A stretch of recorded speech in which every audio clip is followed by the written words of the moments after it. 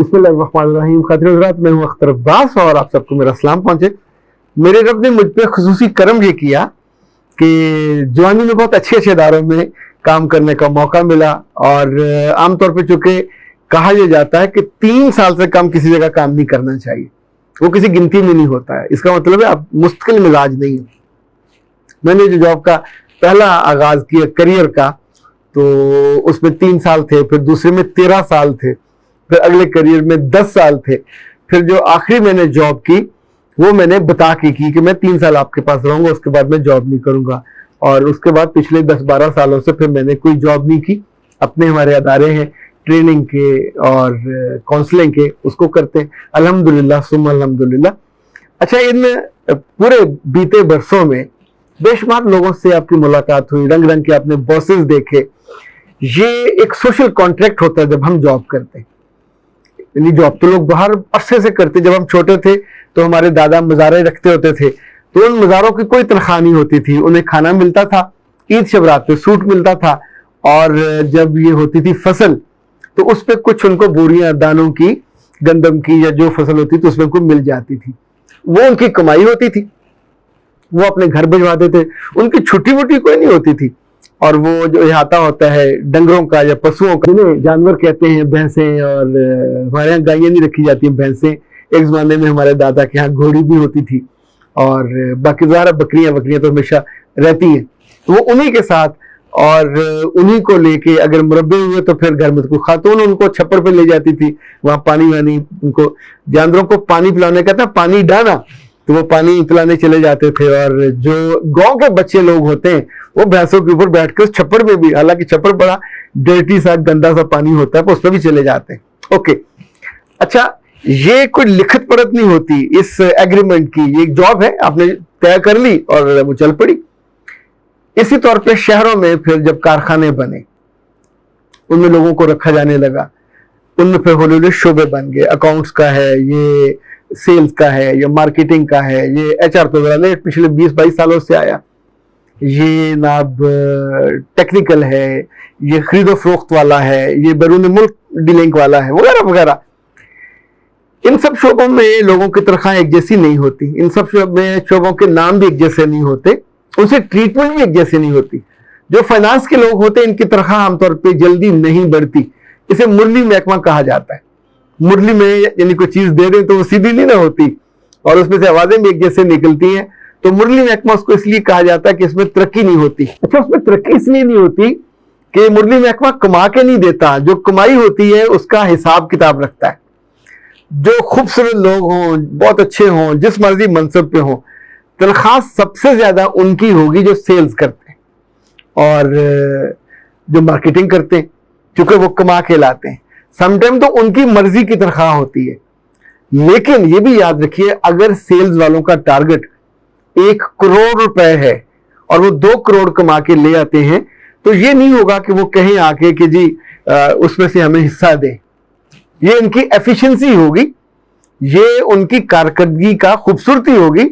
अब मालिक या कंपनी चाहे तो उन्हें को गिफ्ट दे सकते हैं, कोई गाड़ी दी जा सकती है, छुट्टी दी जा सकती है, पर वो डिमांड नहीं कर सकते कि चूंकि मैंने अर्न किया, क्योंकि वो रखे इसी काम के लिए गए, अर्निंग के लिए, सेल्स बढ़ाने के लिए।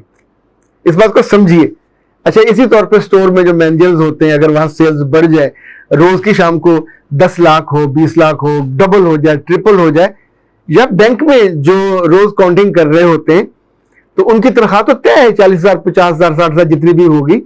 अगर रोज का वो 2-2 करोड़, 10 करोड़ भी गिनते हैं, उनके हाथों से गुजरते हैं, तो उस पर वो दावा नहीं कर सकते।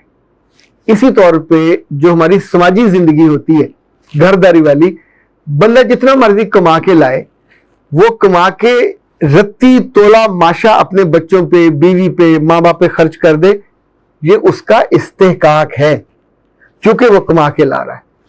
वो इन्वेस्टमेंट करना चाहता, ओके, वो अपने माँ बाप को भेजना चाहता, बिस्मिल्लाह, वो अल्लाह की राह में बहुत चैरिटी करता है। अभी देखें, लोग करोड़ों रुपया दे रहे हैं, चैरिटी कर रहे हैं सलाबजदगान के लिए, तो अल्लाह ने उनको दिया हुआ है, तो जब देते हैं उनको और मिल जाएगा। अच्छा, कुछ लोग हैं अपनी बीवियों को बहुत रेगुलर बुनियादों पे पैसे देते हैं, उन्होंने तय किया होता है, कुछ ने तय नहीं किया होता, खुशी से देते हैं। کچھ لوگوں کو میں نے دیکھا اپنی ماؤں کو, بہنوں کو اور بیویوں کو ڈیلی دکان سے آ کے 500 دیتے ہیں. یہ ان کے ہاں معمول ہے. ماں کو بھی دیں گے, بہن کو بھی دیں گے, 2 بہنیں ان کو بھی دیں گے, بیوی کو بھی دیں گے. جہاں بیوی اکیلی ہو وہاں کبھی کبھی لوگ اس سے زیادہ دیتے, یعنی جتنا آپ افورڈ کر سکتے ہو. پر یہ بھی دینے والے کی مرضی یا سوشل کانٹریکٹ میں ایگریمنٹ نہیں ہے. جن نکاح ناموں میں ایگریمنٹ ہوا ہو کہ جی 5,000 10,000 آپ انہیں دو گے ماہانہ جیب خرچ, اوکے اٹس فائن, باقی میں ایگریڈ نہیں ہے. کنفیوژن جہاں ہوتی ہے کہ سارے مرد ہی خرچ کرتے ہیں اور دل کھول کے کرتے ہیں, جتاتے بھی نہیں ہیں. بہت کم ہوں گے کچھ تھوڑے دل ہیں, چھوٹے دل والے جو جتاتے ہوں, اور اسی خرچ کرنے سے ہی ان کی عزت ہوتی ہے, ان کا بڑا دل مانا جاتا ہے, ان کا ظرف بڑا مانا جاتا ہے, اور گھر بڑا سکون سے چلتا ہے. پر جہاں جہاں مسئلہ یہ آتا ہے کہ لڑکیاں کماتی ہیں اور میاں ڈیمانڈ کرتا ہے کہ اب تم مجھے بھی دو یا گھر پہ خرچ کرو, یا منہ سے نہیں کہتا پر وہاں مسلسل اس کی آمدنی کو لے کے گڑبڑ گھٹالا ہوتا ہے. کچھ لوگوں نے تو زیادتی کی انتہا یہ کی کہ لڑکیوں کے ATM کارڈز لے لیے, اکاؤنٹ سے پیسے آتے ہیں تو وہ اس کو استعمال کر جاتے ہیں, اور وہ بیچاریاں مزاروں کی طرح کہ جن کو آخر میں فصل تھوڑی سی ملنی ہوتی ہے نا, کچھ بھی نہیں مل پاتا.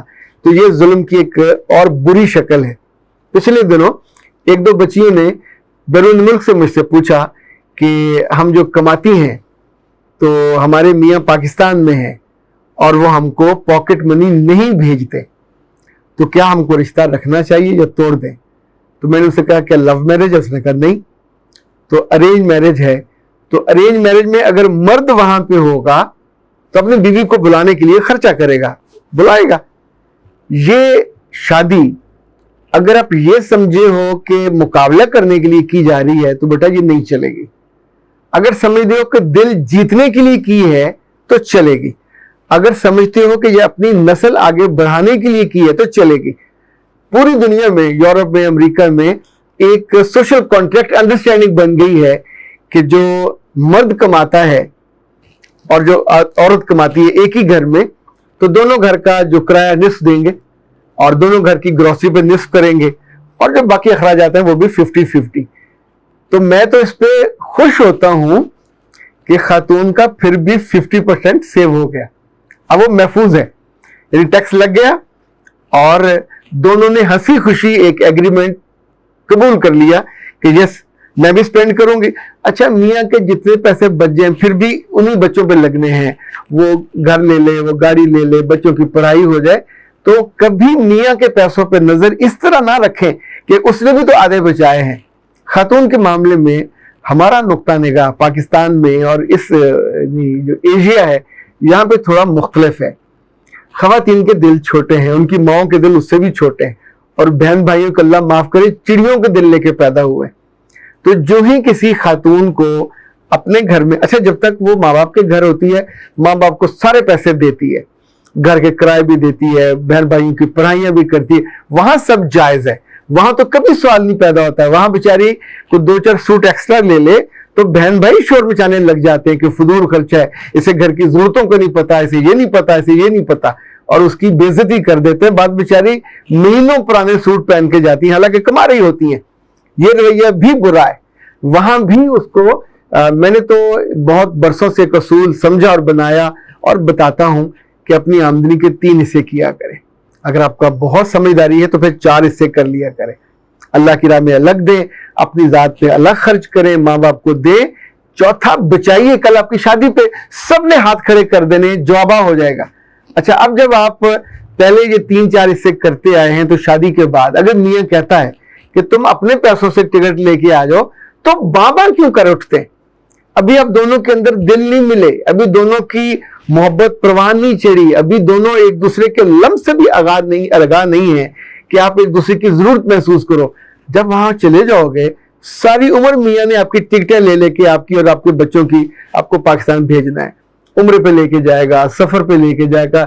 کبھی کسی میاں نے بیویوں سے پیسے مانگے کہ ٹکٹ کے پیسے تم تو ہمیشہ میاں خرچ کرتے ہیں.